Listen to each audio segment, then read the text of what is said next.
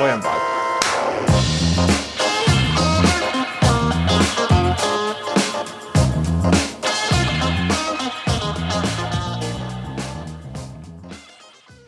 Mä oon Aleksander Saloranta ja mä työskentelen Refedolla animaattorina. Mun kiinnostus animaatiota kohtaan on lähtenyt varmaan siitä, kun mä lähdin silloin parikymppisenä Jyväskylään opiskelemaan graafista suunnittelua. Oli joku kouluprojekti ja katselin tapani mukaan YouTubesta videoita ja siellä törmäsin tällaiseen animointitutorial-videoon ja mä innostuin siitä sitten saman tien. Se oli mulle jotenkin niin uusi asia ja sellainen mysteri, että miten tollaista voi tehdä ja halusin syventää mun osaamista siihen ja sehän vei ihan mut mennessään.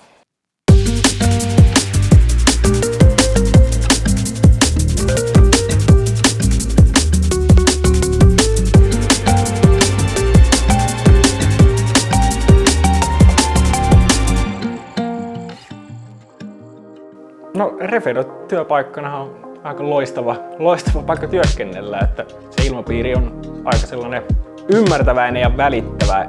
Voisi sanoa, että siellä on helppo olla sellainen työntekijä, sellainen ihminen, kun sä haluat olla.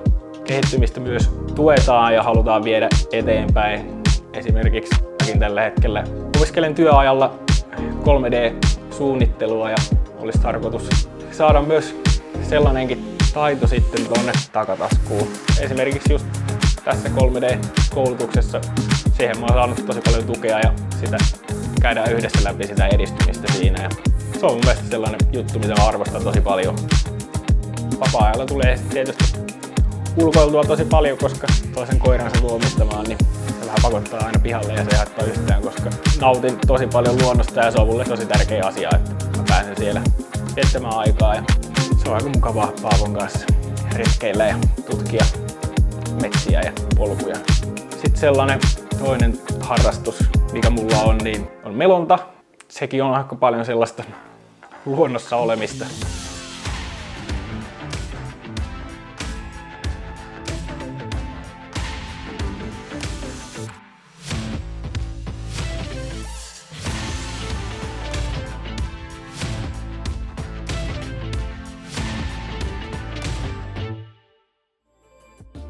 Animaatiohan on itselleni aika pitkälti tästä ongelmanratkaisua, että se on jonkunlaista asiakkaiden toiveiden ja omien näkemyksien ja sen kombinaation synnyttämistä eläväksi. Mielestäni kiehtovinta animaatiossa on se, että lopulta oikeastaan pystyy tekemään mitä tahansa. Se, mitä käytännössä ei pysty tehdä, niin on just sitä ongelmanratkaisua. Et se ongelman kun ratkaisee ja pystyy toteuttamaan, niin siitä tulee todella merkityksellinen fiilis. Sellainen onnistuminen ja oppiminenhan tässä hommassa on jatkuvasti läsnä. Mun työnkuva animaattorina Refedolla pitää sisällään aika monipuolisesti koko prosessia, eli ihan sieltä suunnitteluvaiheesta aina sitten sinne lopulliseen valmiiseen versioon. Ja se monipuolisuus on varmasti sellainen iso tekijä, minkä takia mä tykkään tehdä töitä just täällä animaattorina.